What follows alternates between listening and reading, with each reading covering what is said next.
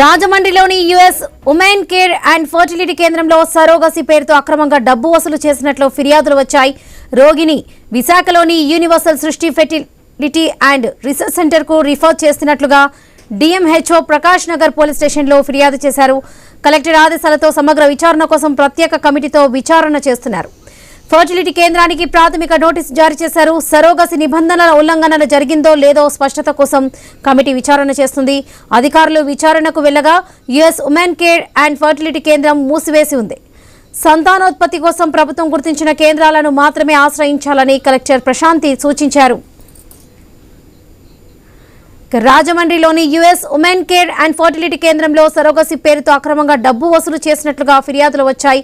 ఇదే విషయానికి సంబంధించి పూర్తి అప్డేట్స్ మా ప్రతినిధి గణేష్ అందిస్తారు. గణేష్, వరలక్ష్మి, గత కొద్ది రోజులుగా మనం సృష్టి ఫర్టిలిటీ అండ్ రీసెర్చ్ సెంటర్ కి సంబంధించినటువంటి మోసాల మీద రకరకాల కథనాలు వింటూనే ఉన్నాం.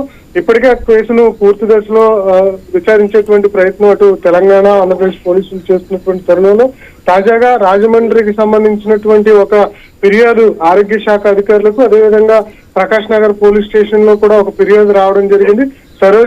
సరోగసి పేరుతో మభ్యపెట్టి డబ్బులు వసూలు చేసి రాజమండ్రిలో ఉన్నటువంటి US women care and fertility కేంద్రంలో సరోగసి పేరుతో ఈ నగదు వసూలు చేసి విశాఖపట్నంలో ఉన్నటువంటి యూనివర్సల్ సృష్టి ఫర్టిలిటీ రీసెర్చ్ సెంటర్ కు రెఫర్ చేసినట్లు ఫిర్యాదు అందడం జరిగింది. దీంతో అధికారులు ఒక కమిటీని ఏర్పాటు చేశారు. ఈ కమిటీలో డిఎంఎన్హెచ్ఓ వెంకటేశ్వర్లు, అదేవిధంగా జిల్లా ఇమ్యునేషన్ అధికారి కోమల, రాజమండ్రి ప్రధాన ఆసుపత్రి అక్కమాంబతో పాటు పలువురు అధికారులు ఈ కమిటీలో నియమించడం జరిగింది. ఈ కమిటీ ఏదైతే ఆసుపత్రి ఉందో అక్కడికి వెళ్లి తనిఖీ చేసే ప్రయత్నం చేశారు.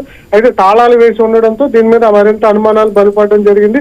రేపు ఎల్లుండి త్వరలోనే ఈ కేసుకు సంబంధించినటువంటి పూర్తి వివరాలు బయటకు తీసి మోసం జరిగిందా లేదా అనే దాని మీద తదుపరి చర్యలు తీసుకుంటామని చెప్పి ఈ కమిటీ చెప్తుంది. వాళ్ళకి రైట్ గణేష్, థ్యాంక్ యూ.